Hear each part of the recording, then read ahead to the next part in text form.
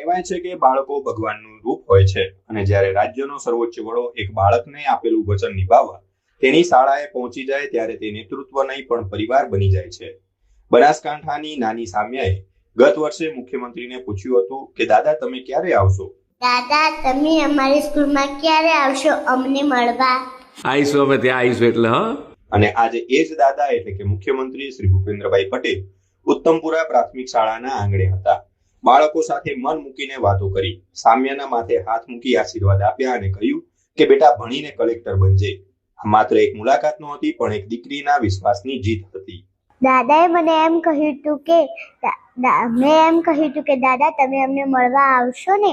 એ વાત દાદાએ મને યાદ રાખીને આજે મારું સપનું પૂરું કર્યું.